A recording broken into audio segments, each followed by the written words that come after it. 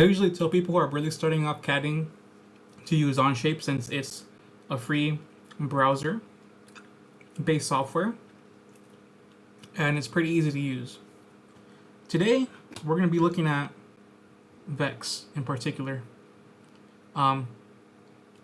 Basically I want you guys to learn how to make detailed engineering drawings for your notebook. So this is going to go beyond CADing. This is going to get into what people in the engineering industry actually do. Since I'm a mechanical engineer, I've had experience in engineering drawings. And basically, I feel like a good way to show what you're actually building, instead of just showing a CAD model, is to actually show the engineering drawing. So let's go to like this, for example. So when you CAD, you know, you're gonna obviously want to get the VEX V5 library. So this is an introduction into engineering drawings. You should be expected to already know how to make CAD models and stuff. So if you know how to use the software already, this video is for you. If you don't know how to use onshape at all, you should not be here at all because it's gonna get a little bit more complicated. Okay, so what we have here is a basic piece, right? Let's just say we have this, and this is called an assembly. This assembly is what allows us to combine all of the pieces that we've gathered up. For example, we have a high strength gear right here. This is called a part. And parts usually, oh, this is the drawing, my bad. This is the part. This is the part. So as you can see, this part is one that I myself created. This is a gear, a 3D printable gear, since I'm in VEXU. As you can see, we made the part and we have an assembly. So in order to make a drawing of this, we need to go to insert new tab, and we will go to create drawing. And you also want to be, you always want to use inches. You want to be on the ANSI. The engineers like use ANSI more than ISO, and that means they use inches. They don't use millimeters, they use inches. All right. Now you create a drawing, and you can insert parts that you've created. So you cannot unfortunately insert assembly. Well, you can. My bad.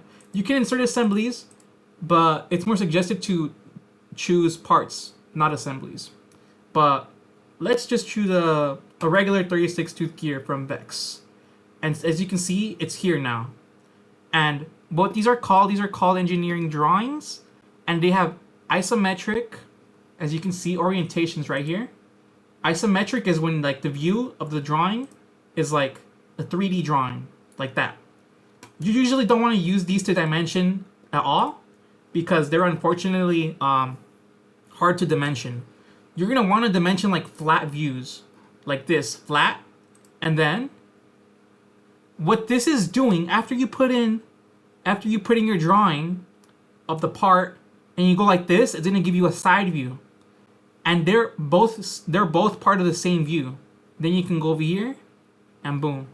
So when I move this one, well, I guess it's not like this. So these two are basically like both the same. And as you can see, the scale is 1:1. So the drawing on here is basically the same like the same size it would be like in real life, even though it says do not scale. The scale is 1:1. If you wanted to make it bigger, you could go right here and you can make the scale smaller so you can fit more pieces in it. But we're not gonna get into the details of that today. So to start dimensioning, you're gonna press this dimension button, and you can start dimensioning whatever you want. Let's dimension the thickness of this gear. So we click one point and another point, and boom, you have 0.5 inches. So half an inch, that's how thick a regular 36 tooth gear is.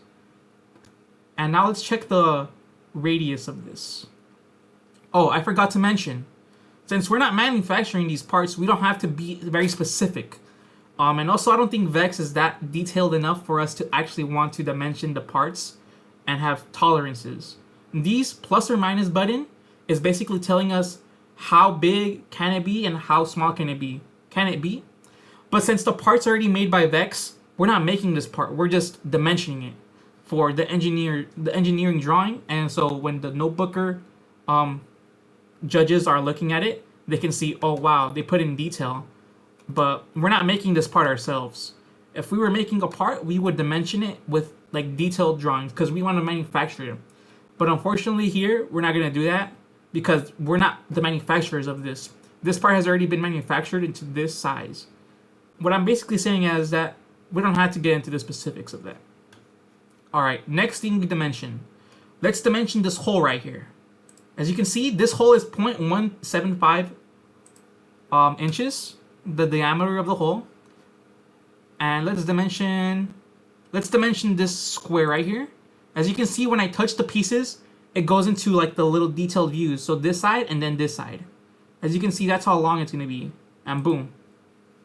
I unfortunately don't really know how to like dimension like the whole radius of this whole thing. But we can probably just make a drawing on top of it.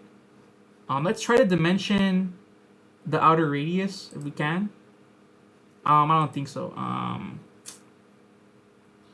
3-point angular dimension. So we get the point right here. Boom. And boom. And then boom. No, I think to dimension a circle, diameter dimension. Okay, we get like right here. And boom. So that's how you do the diameter dimension. As you can see, it goes around the whole thing.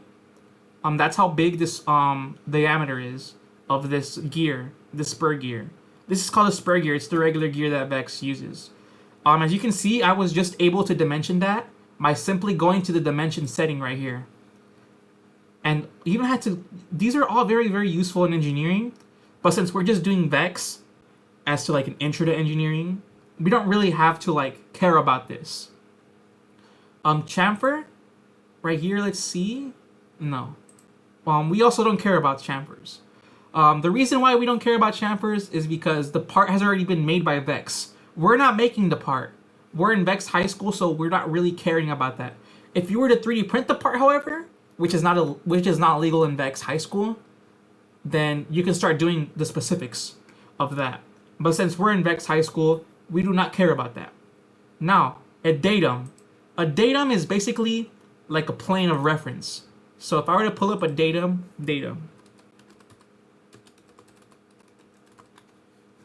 let's look.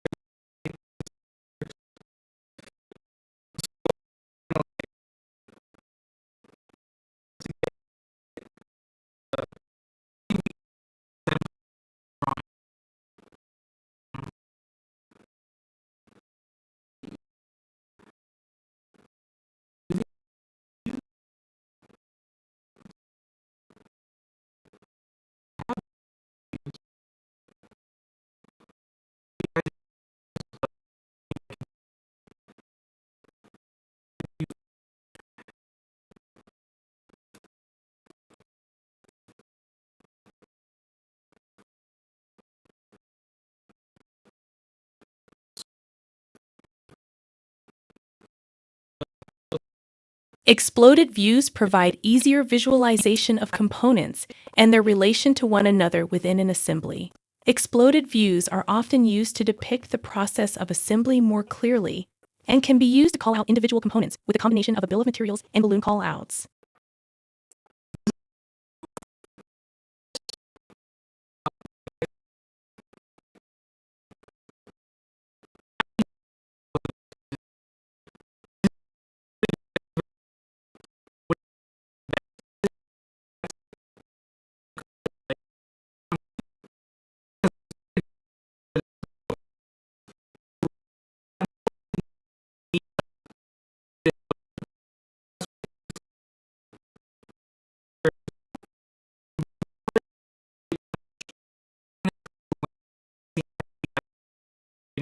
To depict the process of assembly more clearly and can be used to call out individual components with a combination of a bill of materials and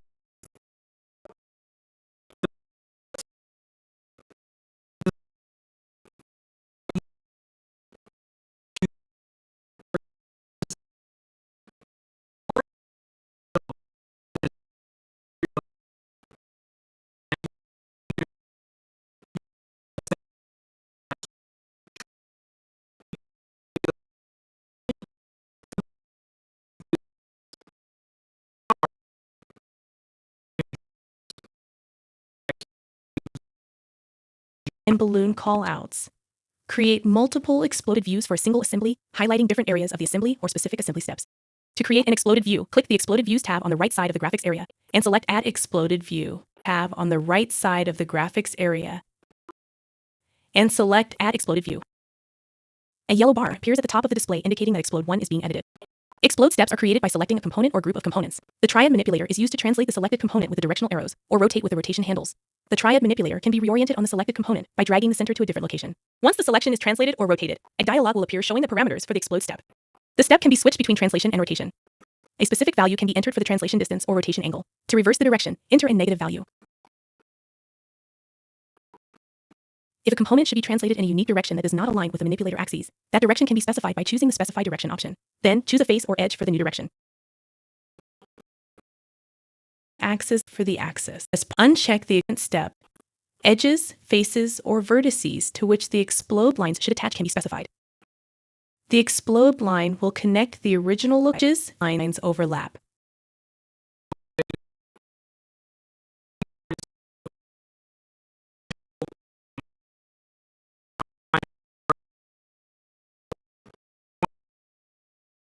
By default, the explode lines will attach to the centroid of each component within the explode step. Edges, faces, or vertices to which the explode lines should attach can be specified. The explode line will connect the original location of each entity to their new location. Once the step is complete, click the green check mark to accept. Repeat this process for subsequent explode steps. Once the explode view is complete, select Done on the yellow bar at the top of the display. The explode view and explode steps are listed in the Exploded Views tab. To activate an explode view, right-click and choose Activate or double-click it from the list. To collapse, right-click and choose Collapse or double-click again. To use an exploded view in a drawing, select the desired exploded view from the Explode/Position drop-down menu in the View Properties menu. A view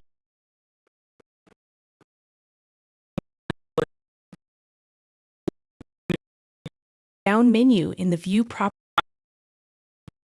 menu. A view can be switched to an exploded view by editing the view properties and selecting the exploded view from the same drop-down menu. By communicating your assembly through an exploded view, the fitment and relationship of components is understood more clearly.